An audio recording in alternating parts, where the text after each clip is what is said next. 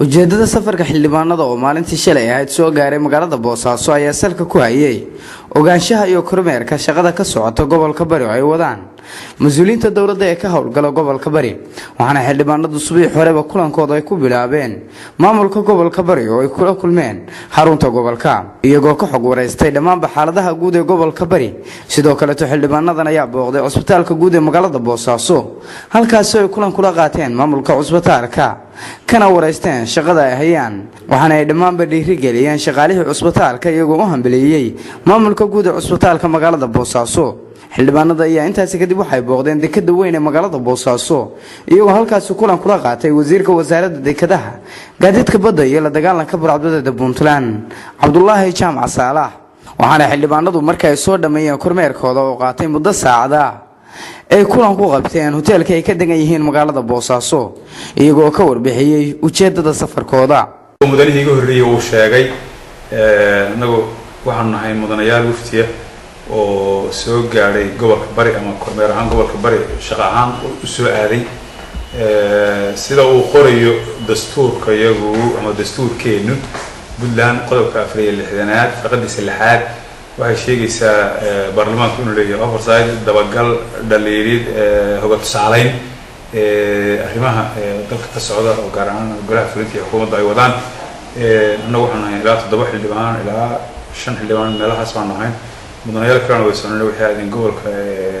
Gadefu oo iyana qabayl bay ka beereen jeedada aan u nimi iyo safarka iyaguna wuxuu ku saabsanaa markii haddaan ku soo koobo in aan ogaano maadaama sanad dhamaaday sanad cusub hadda la gelayo waxyaalihii qabsoomay dadka gobolka Bari khaasatan oo qabsoomay maadaama magaaladan ay tahay magaalada Puntland oo ugu weyn isha ah dhaqaalaha caasimada ganacsiga ah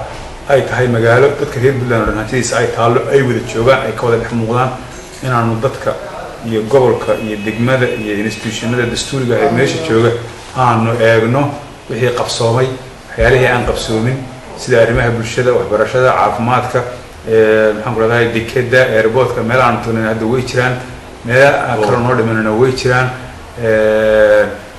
nuxurkayga ujeedadu intaas un buu ahaa aan tagnay gobolkaanu ka bilownay aad buu u fiican yahay shaqada gobolka ka socota warbixinta gobolkana gudoomiyaha gobolka guud ahaan siiyay si fiican bay hay'adaha dawladda ee heer gobol u wada shaqeeyaan markii dambana waxaan tagnay cusbitaalka guud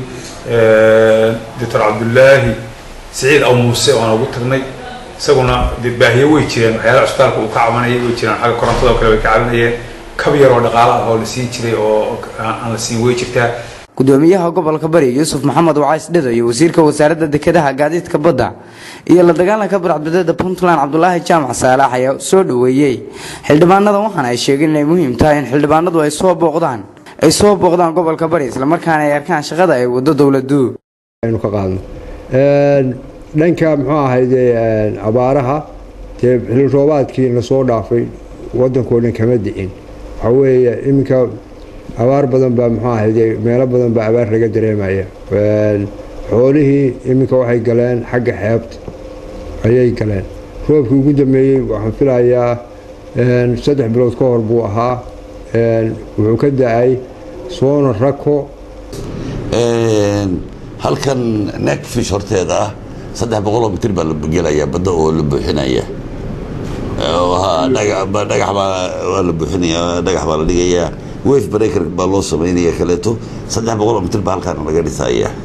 300 mitir beertii oo saa u dheer oo loogu talagalay doonyaha ilaa 10 mitir bay ka dhigayaan marka buuxiyada ay haduu yimaadaan halka waa multi-purpose bay noqonaysaa